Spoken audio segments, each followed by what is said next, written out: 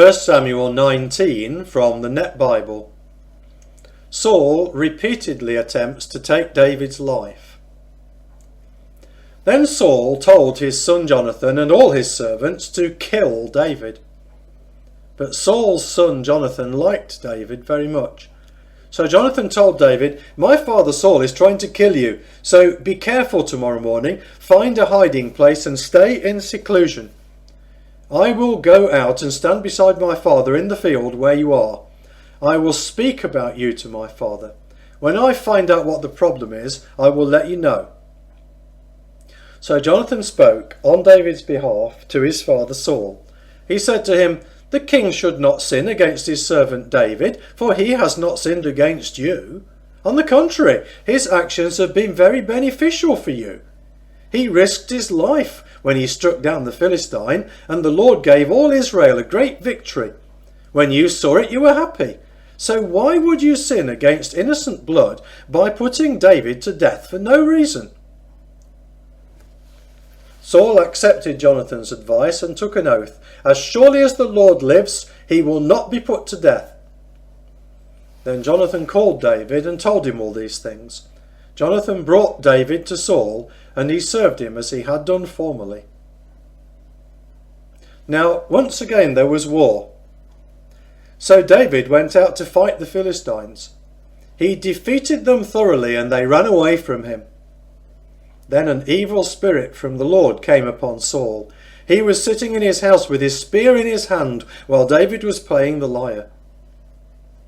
Saul tried to nail David to the wall with the spear, but he escaped from Saul's presence, and the spear drove into the wall. David escaped quickly that night. Saul sent messengers to David's house to guard it and to kill him in the morning. Then David's wife Michal told him, "If you do not save yourself tonight, tomorrow you will be dead." So Michal lowered David through the window, and he ran away and escaped. Then Michal took a household idol and put it on the bed.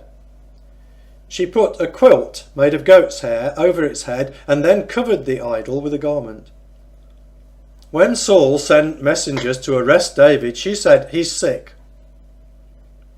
Then Saul sent the messengers back to see David, saying, "Bring him up to me on his bed so I can kill him."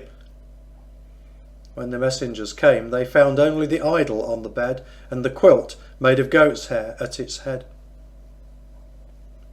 Saul said to Michal, "Why have you deceived me this way by sending my enemy away? Now he has escaped." Michal replied to Saul, "He said to me, 'Help me get away, or else I will kill you.'" Now David had run away and escaped. He went to Samuel in Ramah and told him everything that Saul had done to him. Then he and Samuel went and stayed at Naioth. It was reported to Saul, saying, "David is at Naioth in Ramah." So Saul sent messengers to capture David. When they saw a company of prophets prophesying, with Samuel standing there as their leader, the Spirit of God came upon Saul's messengers, and they also prophesied. When it was reported to Saul, he sent more messengers, but they prophesied too. So Saul sent messengers a third time, but they also prophesied. Finally Saul himself went to Ramah.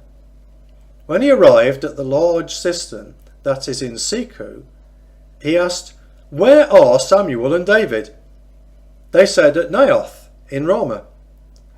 So Saul went to Naioth in Ramah. The Spirit of God came upon him as well, and he walked along prophesying until he came to Naioth in Ramah. He even stripped off his clothes and prophesied before Samuel.